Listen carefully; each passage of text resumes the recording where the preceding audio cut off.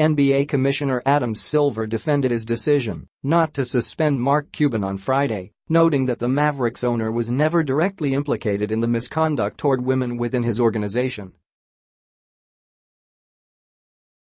Silver believed a suspension for Cuban, therefore, would have set a dangerous precedent.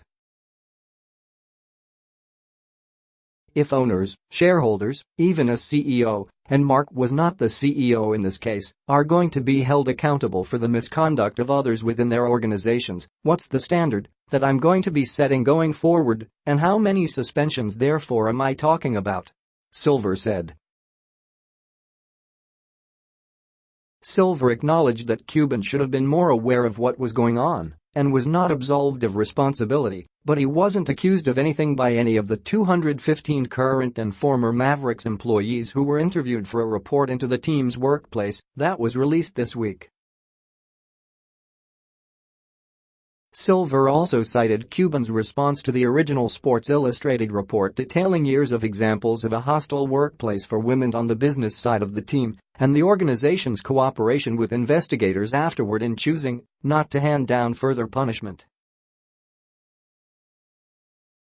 And I can only say I've been with this organization for 26 years, I was a practicing attorney before then, Silver said, and I cannot think of any situation where somebody was more transparent and more forthcoming, more accepting of responsibility than Mark was in this situation. Cuban agreed to contribute $10 million to help further the cause of women in sports and raise awareness about domestic violence.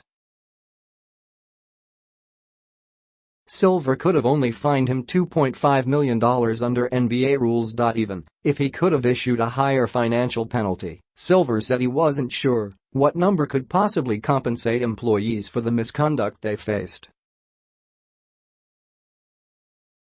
But he said the league has already heard from organizations saying what even a fraction of the $10 million can accomplish to help their causes. Investigators found no evidence that Cuban knew of the explosive allegations involving former team president Dima Ussery. The report faulted Cuban for not firing 2 employees when there were clear signs he should have, but Silver couldn't penalize Cuban for what they did. In the past, recognizing a lot has changed in the world, there are no examples where owners have been suspended for someone else's misconduct, Silver said. Silver said one of the problems within the Mavericks was the lack of clear roles, with employees perhaps unsure of even who to report misconduct to, with some of it being done by the CEO himself. Silver said that has led to discussion among the teams about the need for dialogue, hotlines, surveys and other ways to make sure there are checks on organizational leadership.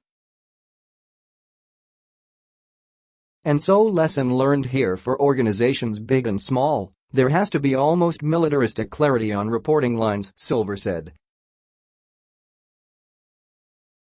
Who's in charge, who makes a decision, and that has to apply to the owners.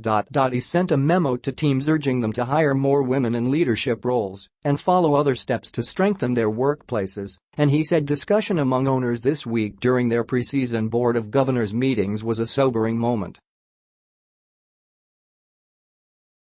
I don't know how else to say it for everyone there, and I think there's a lot of introspection now with all our teams, and as people are looking through those lists saying, can something like this happen in my workplace?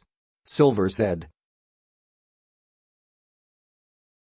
Whether it's the NBA or any other businesses they operate, what are the best practices preventing those things going forward?